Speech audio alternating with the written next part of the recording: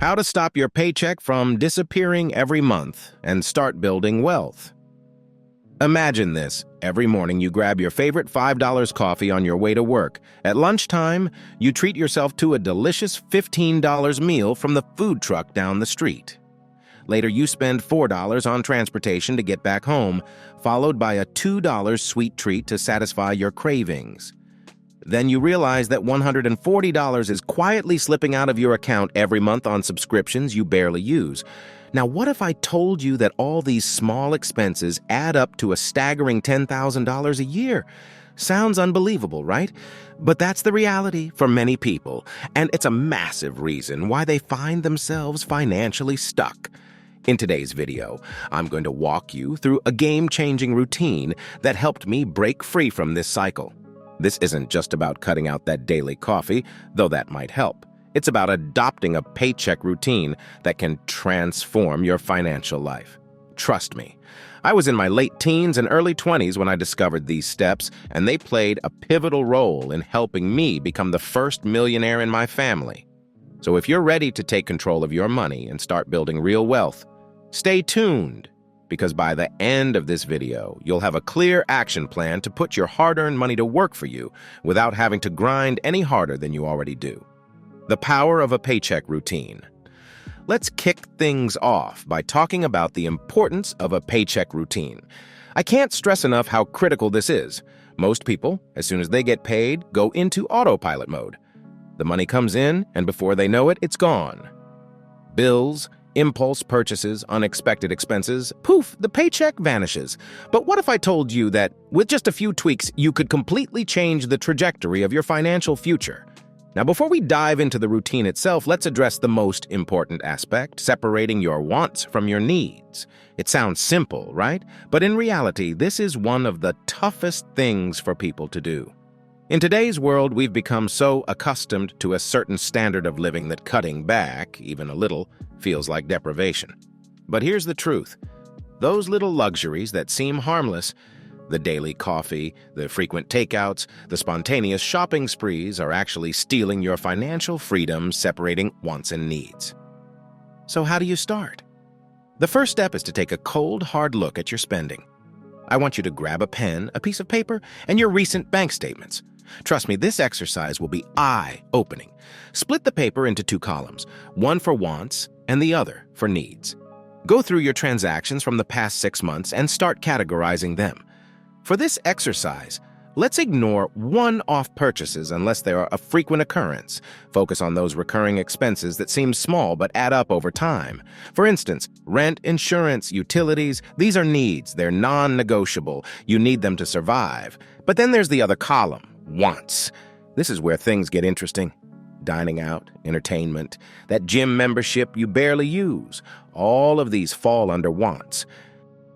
Now add up the total costs for each column. Let's say your needs amount to $1,200 per month. This is your financial baseline. This is the bare minimum you need to live each month. Ideally, your financial baseline should be under 50% of your income, but I believe you should aim for something closer to 25%. I know that might sound crazy, especially if you're living paycheck to paycheck, but hear me out. There are often ways to reduce your needs column without significantly impacting your quality of life. For example, do you need to live in a high-rent area, or could you move somewhere more affordable? Do you need a brand new car, or could you get by with a reliable used one? These decisions can drastically lower your financial baseline and free up money for more important things, like building wealth. The importance of saving and investing. Next, let's talk about what you should do with the money you've freed up. The second step in this routine is crucial: building an emergency fund. Now, I know this might sound boring, but trust me, it's a game changer. Start by opening a high-interest savings account, preferably with a different bank from your main account. This makes it harder to dip into when you're tempted. Allocate about 20% of your paycheck to this account every month until you've built up enough to cover 3 to 6 months of your financial baseline. This is your safety net. Life is unpredictable. Cars break down, jobs are lost, emergencies happen. Having this cushion will give you peace of mind and prevent you from going into debt when life throws a curveball. Once your emergency fund is in place, it's time to start investing. But not just anywhere. I'm talking about tax-advantaged investment accounts. In the US, this could be a Roth IRA, and in the UK, a stocks and shares ISA. These accounts allow you to invest without worrying about taxes on your gains, which can significantly accelerate your wealth-building process. Tackling high-interest debt. But before you get too excited about investing, there's another step we need to address: paying off high-interest debt. This is the only place you'll ever get a guaranteed return on your money. Think about it. If you have credit card debt with a 20% interest rate, that's money being siphoned out of your pocket every day. By paying it off, you're essentially getting a 20% return on your investment, guaranteed. No stock market, no real estate, nothing can promise you that. There are two main strategies for tackling debt: the avalanche method and the snowball method. The avalanche method is the most logical. It focuses on paying off debts with the highest interest rates first. This saves you the most money in the long run. The snowball method, on the other hand, is more psychological. It focuses on paying off the smallest debts first, giving you a sense of accomplishment and momentum. While the avalanche method is more cost-effective, the snowball method can be more motivating for some people. Choose the one that works best for you, but the key is to start now. Maximizing your investments. With your debt under control, it's time to supercharge your wealth-building efforts. We already touched on tax-advantaged accounts, but let's dive deeper into investment strategies. One of the best ways to grow your money over time is by investing in low-cost index funds. These funds track the performance of a broad market index, like the S&P 500, and historically, they've provided solid returns with minimal effort. If you're new to investing, start by setting up an automatic investment plan.